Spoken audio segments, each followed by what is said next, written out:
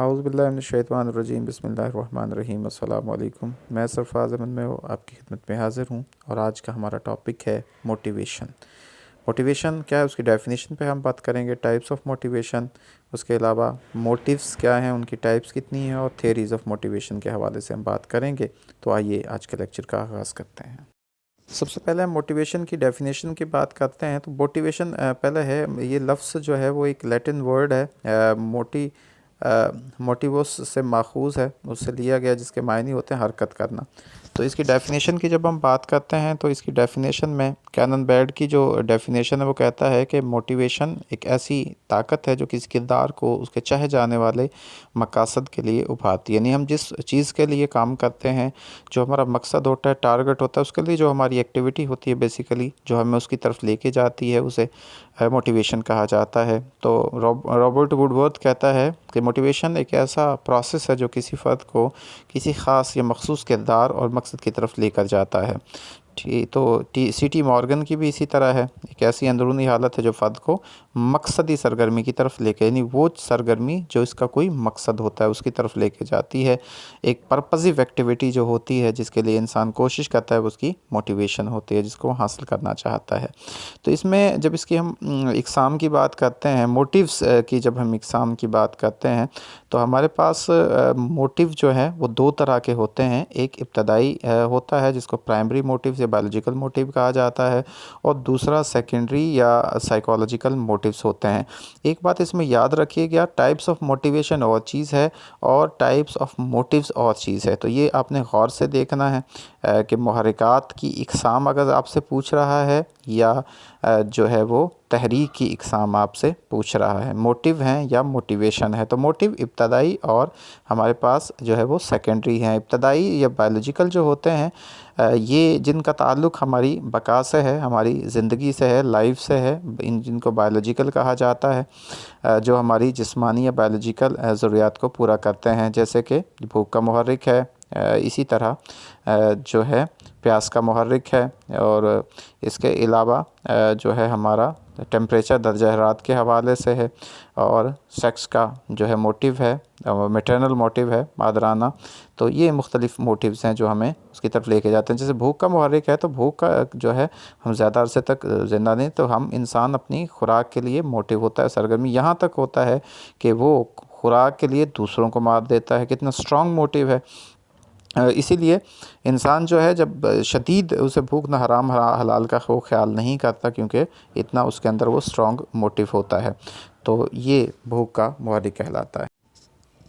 इसमें मुख्तलिफ़ तजर्बात किए गए हैं, यहाँ इसमें एक्सपेरिमेंट भी दिया गया है। उसके अलावा सेकंड जो हमारा यहाँ पे है, जो प्यास का मुहर्रिक है, तो इंसान पानी के बग़ैर भी जो है वो ज़िंदा नहीं रह सकता, ज़्यादा से 2 या 3 दिन तक रहता है। पानी खुराक को हज़म करने में मदद देता है, जिस्म के बहाव को बेहतर करता है। तो ये भी एक स्ट्रॉन्ग मोटिव है जिसके इंसान, प्यास की शिद्दत होती है, देखिए कितना पानी पीने को कितना इंसान बेचैन होता है उसके लिए। तो इसी तरह सेक्शुअल मोटिव है, तो इंसान जिनसी ख्वाहिशात के लिए उसके अंदर कितनी मोटिवेशन होती है। आपके इर्द गिर्द बहुत सारी एग्जांपल है इसके लिए। तो इसके अलावा इंसान जो है सेक्सुअल सेटिस्फेक्शन हर शख्स की ज़िंदगी को नॉर्मल तरीके से गुजारने के लिए बेहद ज़रूरी है, और अगर इंसान के मुहर्रिक पूरा ना हो तो बहुत सी जहनी बीमारियों का इंसान शिकार हो जाता है। इसलिए अक्सर लोग जिनकी लेट मैरिजेज या शादियाँ नहीं होती हैं, तो बड़ा वो लेट एज में जाकर उनको बहुत सारी साइकोलॉजिकल प्रॉब्लम्स का वो शिकार हो जाते हैं, इसी मोटिवेशन इस मुहर्रिक की। इसी तरह टेम्परेचर का मुहर्रिक है, तो इंसान जो है वो सर्दी गर्मी से बचने के लिए इंसान उसका मुतबादिल ढूंढता है। गर्मी है तो वो ठंडक की तरफ जाता है, और सर्दी है तो वो गर्म की तरफ जाता है। तो ये मोटिवेशन है जिसके लिए इंसान कोशिश करता है। तो इसी तरह मैटरनल मोटिव है, मादरी मुहर्रिक, कि इंसान का जो अपने माँ बाप से मोहब्बत का है, ये एक नेचुरल फितरी चीज़ें हैं। इसी तरह जानवरों में भी आप देखें तो उसके अंदर भी मैटरनल मोटिव पाया जाता है। तो जो हेनरी हॉलो ने इस पर तजर्बात भी किए थे, और अपने नज़रियात को 3 मराहल में इसने बयान किया था कि माँ बच्चे की मुकम्मल देखभाल करती है। ये देखभाल प्यार मोहब्बत से करती है। उसकी अगर माँ बच्चे की कम देखभाल करती है, और फिर भी उस तमाम ख़तरा से महफूज रखने की मुकम्मल कोशिश करती है, और माँ बच्चे को आज़ादाना तौर पर छोड़ देती है। नज़रियात 3 मराहल पर मुश्तमिल उसने किए थे। तो ये जो है हमारा मैटरनल मोटिव होता है। इसके अलावा सेकेंडरी मोटिव्स होते हैं। सेकेंडरी मोटिव्स का ताल्लुक़ हमारे जो है वो लाइफ के साथ जो है और सर्वाइवल के लिए नहीं, लेकिन ये हमारा इनका ताल्लुक़ इंसानी जो शख्सियत है उसकी नशोनुमा और इंसान जो लाइफ में सक्सेस हासिल करना चाहता है और कामयाब और बाइज़्ज़त ज़िंदगी गुजारने के लिए जो चीज़ें ज़रूरी हैं, और ये बेसिकली जो हमारे सेकेंडरी मुहर्रिक हैं, ये सेकेंडरी नाम से ही ज़ाहिर है और इसको साइकोलॉजिकल मोटिव्स भी कहा जाता है। तो इंसान ये माहौल से सीखता है। इसमें हुसूल का मुहर्रिक है, इंसान कोई भी चीज़ जो है वो हासिल करने की कोशिश करता है, उसकी जुस्तजू करता है, उसके लिए कोशिश करता है। जैसे इम्तहान में कामयाबी के लिए बच्चा जो है वो मेहनत करता है, क्योंकि उसे जो है अचीव करना होता है, कोई गोल अचीव करना होता है। वो डॉक्टर बनना चाहता है, वो इंजीनियर बनना चाहता है, वो टीचर बनना चाहता है। इसी तरह वो कुछ भी जो भी चीज़ें इंसान उसके लिए फिर वो अपने मकसद को हासिल करने में लग जाता है।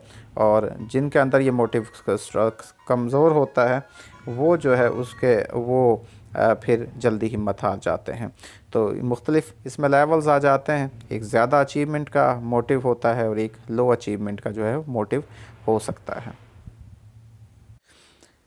मोटिव ऑफ एफिलिएशन जो है ऐसा मुहर्रिक है जिसमें इंसान दूसरों से वाबस्तगी इख्तियार करने की कोशिश करता है, और जो ये एफिलिएशन है उसको वो बरकरार रखने की भी कोशिश करता है। जैसे इंसान फ्रेंडशिप्स बनाता है, दोस्त बनाता है, फिर उनसे कॉन्टेक्ट्स में रहता है, रब्ता करता है, उनसे मिलता है, ये हमारी और इसी तरह ये मुहर्रिक न सिर्फ इंसानी बका के लिए ज़रूरी है बल्कि माशरे में कामयाब ज़िंदगी गुजारने के लिए बहुत ज़रूरी है कि आपकी सोशल जो है वो अफिलिएशन होनी चाहिए लोगों के साथ। तो इंसान एक समाजी जानवर है और माशरे के अंदर लोगों के साथ मुस्बत ताल्लुकात एक सेहतमंद ज़िंदगी के लिए बहुत ज़रूरी है। तो ताकत का मुहर्रिक है, इंसान दूसरों पर ताकत हासिल करना चाहता है, गलबा हासिल करने की कोशिश करता है, शोहरत हासिल करने की कोशिश करता है, और इन चीज़ों को हासिल करके उसे खुशी महसूस करती है। तो ताकत का जो मुहर्रिक है मुख्तलिफ़ अशकाल में हमारे सामने आता है। कुछ लोग दूसरों पर जिस्मानी कंट्रोल हासिल करके खुशी महसूस करते हैं, कुछ बड़ी गाड़ियाँ इस्तेमाल करके, कुछ पैसे का बहुत ज़्यादा इस्तेमाल करके वो दूसरों को ताकत शो करवा रहे होते हैं, कुछ अपनी प्रॉपर्टीज़ बना कर ताकत, तो इसमें वो खुशी मिलती है। मुख्तलिफ जो हैं वो पावर्स के मोटिव्स हैं जो इंसान मुख्तलिफ तरीके से उसे हासिल करने की कोशिश करता है। एक एग्रेसिव का मोटिव है, एग्रेशन का या एग्रेसिवनेस का हम उसको कह सकते हैं, जिसमें इंसान छोटी छोटी और मामूली बातों पर लोगों पर हमला कर देता है, ज़ख्मी करता है और बाज़ दफ़ा तो जान से भी मार देता है। इस तरह इंसान न सिर्फ जिस्मानी नुकसान पहुंचाता है दूसरों को, बल्कि उनको जो है वो साइकोलॉजिकली भी उनको बेइज्जत करते और लोगों की तौहीन करके उन्हें खुशी महसूस कर राहत महसूस होती है। तो जहरियत का जो ताल्लुक़ है वो इंसानी दिमाग का हिस्सा है, लिम्बिक सिस्टम से है और टेस्टोस्टेरोन से है। तो जहरियत जो है वो माहौल से भी सीखी जाती है और बाज़ दफ़ा जो ख़ानदानी तौर पर विरासती तौर पर भी ये मुंतकिल होती है। इसी तरह मीडिया हमारा सोशल है, तो मॉडलिंग के ज़रिए से और सोशल लर्निंग के थ्रू भी ये सीखी जा सकती है। तो ये मोटिव्स की मुख्तलिफ दो हमने इकसाम पढ़ी। तीसरा इंट्रिंसिक मोटिवेशन है। मोटिवेशन की टाइप करें तो दो तरह की होती है, एक इंट्रिंसिक मोटिवेशन होती है, एक एक्सट्रिंसिक मोटिवेशन होती है। इंट्रिंसिक मोटिवेशन में वो मोटिवेशन है जो इंसान के अंदर से अंदरूनी तौर पर वाक़या होती है और इसमें बग़ैर किसी इनाम के, लालच के कोई भी काम इंसान सरअंजाम देता है उस अपनी पर्सनल सेटिस्फेक्शन के लिए वैसा कर रहा होता है, अपनी सलाहियतों को बरूए कार लाने के लिए वो कर रहा होता है। तो इसमें मुख्तलिफ़ इसकी टाइप्स होती हैं। वो चैलेंजेस का मुकाबला करता है, इंसान लोगों को किसी काम को करने का मज़ीद जज्बा उसी वक्त भरता है जब वो काम करने के जवाबी अमल की ज़ाती तस्कीन जो है वो मकसद। तो आप देख लें किसी भी काम में क्वालिटी उसी वक्त आती है जब इंसान के अंदर उसके लिए इंट्रिंसिक मोटिवेशन और उसको एक चैलेंज, लाइफ चैलेंज समझ के वो काम करे उसके लिए।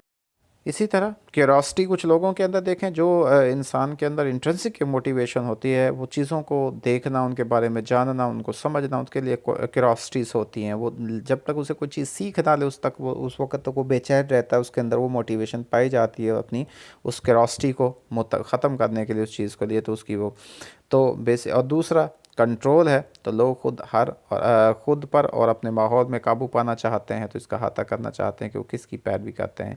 इसी तरह इंसान के अंदर कॉपरेशन और कंपटीशन के हवाले से है, ये भी इंट्रिंसिक मोटिवेशन है।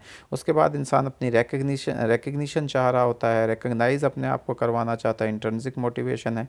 एक्सट्रिंसिक मोटिवेशन का ताल्लुक जो है जो फ़र्द कि उस काम से वाबस्ता ना हों जो वो कर रहे हों मगर फिर भी उस पर असरअंदाज हों, ये बैरूनी मुहर्रिकात कहलाते हैं।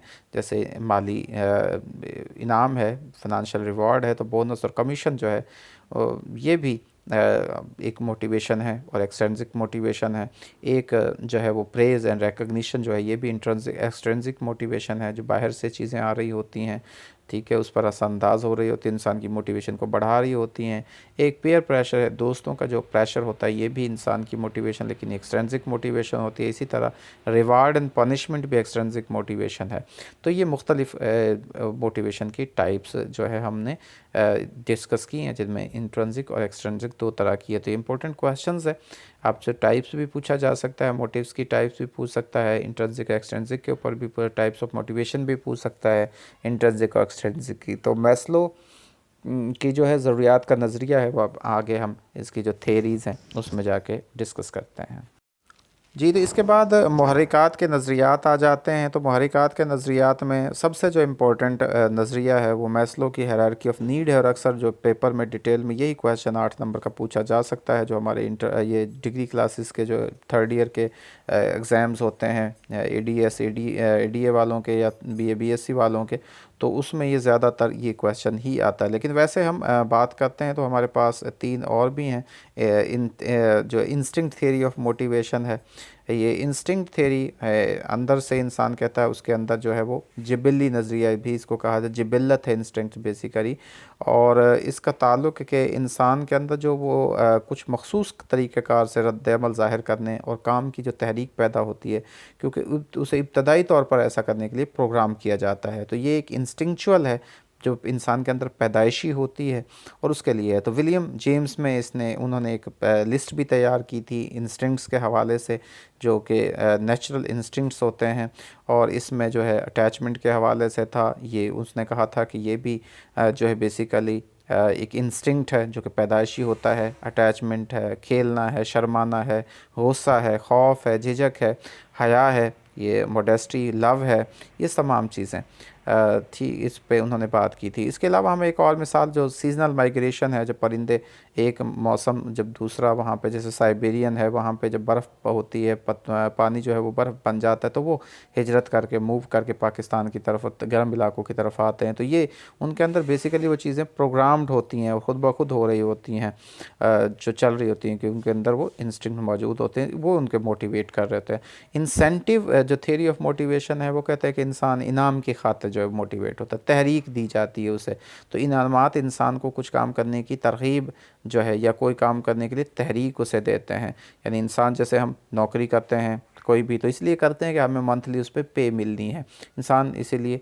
तो वो एक इंसेंटिव थे जो हमें मोटिवेट करते हैं। अगर हमारे सैलरी पैकेज ज़्यादा होगा तो हमारे अंदर ज़्यादा उस काम करने की मोटिवेशन कम होगी, तो उसी हवाले से मोटिवेशन भी कम होती है। तीसरा हमारा ड्राइव थ्योरी ऑफ मोटिवेशन है। ड्राइव थ्योरी के मुताबिक लोगों को बेतरतीब ख्वाहिशात की वजह से जिन परेशानियों का सामना होता है उन्हें कम करने के लिए तहरीक दी जाती है। जैसे कि इंसान जब प्यास, उसे पानी पीने के लिए तहरीक दी ताकि इसकी शिद्दत को कम किया जा सके। ये नज़रिया ऐसे किरदारों की वजाहत करने के लिए बहुत फ़ायदेमंद है जो अहम और मजबूत बायोलॉजिकल जुज़ रखते हैं, जैसे भूख या प्यास। लेकिन इस नज़रिए में खामी ये पाई जाती है कि हमेशा सिर्फ जिस्मानी ज़रूरियात को तरगीब देने के लिए ये होता है, लेकिन हर वक्त ऐसा नहीं होता है। तो ये ड्राइव है, तो ये ड्राइव्स होती हैं इंसान के अंदर, जो मोटिवेशन पैदा होती है ड्राइव, तो उसके लिए इंसान फिर आगे बढ़ता है। जो मैस्लो की हायरार्की ऑफ नीड है, जैसे मैंने पहले आपसे कहा, बहुत इंपॉर्टेंट है और इसको बड़े अच्छे तरीके से आपने करना है। इसने 5 जो है वो स्टेजेस में 5 नीड्स जो हैं वो बयान की थी इब्राहम मैस्लो ने, और उन्होंने कहता कि जो अंदरूनी मुहर्रिकात से पहले हमें कुछ बुनियादी ज़रूरियात को पूरा करना होता है। जब तक ये ज़रूरियात पूरी नहीं होती हैं, इंसान आगे की तरफ वो सर्वाइव नहीं कर सकता है। तो सबसे पहले उसने जो है वो फिज़ियोलॉजिकल नीड्स या बायोलॉजिकल नीड्स को बयान की थी, जो कि इंसान की जिस्मानी ज़रूरियात होती हैं, पहली जो ज़रूरत है। तो ठीक है, जब तक ये पूरी नहीं होगी तो इंसान अगली स्टेज पर नहीं जाता, जो कि एक सेफ्टी नीड होती है। जब इंसान की पहली नीड्स पूरी होती हैं, फिज़ियोलॉजिकल नीड्स, बायोलॉजिकल नीड्स पूरी होती है, फिर इंसान सेफ्टी चाह रहा होता है, अपने आप को तहफ़्फ़ुज़ देने की कोशिश कर रहा होता है। वो इंसान अपनी जो है वो जॉब के हवाले से अपने आप को तहफ़्फ़ुज़ देता है, अपने घर बनाकर ख़ुद को तहफ़्फ़ुज़ महफूज, अपनी ज़ाती पनाहगाह की ज़रूरत महसूस करता है, ये सारी चीज़ें। अगली जो स्टेज में है, जब इंसान की ये ज़रूरत पूरी, जब फिर इंसान सोशल नीड्स की तरफ जाता है, या जिसको लव एंड बिलोंगिंगनेस भी कहा जाता है, उसकी तरफ जाता है। तो समाजी ज़रूरियात, इसमें इंसान लोगों से अफिलिएट होता है, तो दोस्तियाँ बनाता है, ताल्लुकात काम करता है। तो इस तरह से वो जो है उसके अंदर एक तो वो तहरीक हासिल करते हैं। तो लोग ज़रूरियात के लिए दूसरे लोगों उनके साथ ताल्लुक़ से तहरीक हासिल करते हैं। तहरीक की ज़रूरत ख़ानदानों की तरफ से मिलने वाले प्यार और मोहब्बत पर डिपेंड करती है कि कितना उसे मिल रहा है, तो वैसे ही उसके अंदर फिर वो सोसाइटी के अंदर आगे मूव करने की जो है वो मोटिवेशन होती है। तो चौथी जो है ज़रूरत इब्राहिम मैस्लो जो बयान की, वो इस्टीम नीड है। यदि इंसान इस्टीम जो है उसे सेल्फ इस्टीम उसके अंदर होती है, वो इज़्ज़त हासिल करना चाहता है, वो अपना एक नाम बनाना चाहता है, वो अपनी अंदर जो उसके टैलेंट है उसको बाहर लाना चाह रहा होता है। तो ताकत के लिए ख्वाहिश, हासिल करना की ख्वाहिश, आज़ादी, एतमाद और अपनी ज़ात पर भरोसा इसमें शामिल है। और दूसरा, अपनी साख बनाने की, इंसान अपनी पहचान बनाने की कोशिश करता है, अपना उरूज, अपना जो है वो शान शौकत, शोहरत, इज़्ज़त और उसको सराहा जाना, ये तमाम चीज़ें उसे मोटिवेट कर रही होती हैं आगे बढ़ने के लिए। और जब ये ज़रूरत इंसान की पूरी हो जाती है तो इंसान आखिरी स्टेज पर, जो उसकी पाँचवीं स्टेज है और जिसको कहते हैं ज़ात की तकमील की ज़रूरत, यानी नीड फॉर सेल्फ एक्चुअलाइजेशन। तो अपनी ज़ात की तकमील इंसान की ख्वाहिशात और महरकत का आखिरी दर्जा, जब इंसान ऊपर वाले चारों दर्जों को मुकम्मल कर लेता है, चारों मरहल को मुकम्मल करता है, तो इसी काम के लिए अपनी सलाहियतों को भरपूर तरीके से इस्तेमाल कर सकता है। तो पहली चार ज़रूरियात को हम कमी, कोताही या किसी नुक्स की ज़रूरियात भी कह सकते, लेकिन ये महर्रिकात कमी की वजह से जन्म लेते हैं। ये ज़रूरियात सिर्फ बैरूनी ज़राए, माहौल और हमारे इर्द गिर्द मौजूद लोगों चीज़ों से पूरी की जाती हैं। जो सेल्फ़ एक्चुअलाइजेशन है उसको बढ़ोतरी की ज़रूरत, यानी ग्रोथ नीड भी कहा जाता है। ये सिर्फ इस बात का पता नहीं देती कि हमारी ज़िंदगियों में किन चीज़ों की कमी है, बल्कि इन्हें पूरा करने के लिए भी मौक़े फ़राहम करती है। ये ज़रूरत अंदरूनी तहरीक के नतीजे में पैदा होती है। तो मैस्लो ने इस बात की वजाहत की है कि ज़ात की तकमील की ख्वाहिश बहुत कम पूरी होती है और इंसान इसी जो है वो तगोदो में अपनी ज़िंदगी जो है उसकी ख़त्म हो जाती है, लेकिन वो सेल्फ़ एक्चुअलाइजेशन की जो है स्टेज उस पर नहीं पहुंच पाता है। बहुत सारे लोग पहुंच भी जाते हैं एंड ऑफ़ द लाइफ, तो जब वो ये समझते, जब उसकी तमाम ख्वाहिशात पीछे से पूरी होती आ रही होती है, तो फिर एंड में जाकर वो अल्हम्दुलिल्लाह कि मैं अपनी तमाम ज़रूरियात पूरी कर चुका, मैंने अपनी ज़िंदगी सेटिस्फेक्शन के साथ गुजारी और जो ख्वाहिशात थी तो वो पूरी हो चुकी हैं। तो ये सेल्फ़ एक्चुअलाइजेशन की स्टेज होती है। तो ये तो था जी आज का हमारा लेक्चर, जिसमें हमने मोटिवेशन के हवाले से आपको मोटिवेशन की टाइप्स और थेरीज़ के हवाले से तफसीलन बताया है। उम्मीद है कि आपको ये लेक्चर पसंद आया होगा, आपके कॉन्सेप्ट्स काफ़ी हद तक क्लियर हो गए होंगे। अल्लाह ताला से दुआ है कि अल्लाह ताला आपको ज़िंदगी के हर मैदान में कामयाबियाँ नसीब फ़रमाए, अल्लाह पाक आपको आसानियाँ नसीब फ़रमाए और आसानियाँ तकसीम करने की तौफ़ीक नसीब फ़रमाए। आपका बहुत शुक्रिया। अल्लाह।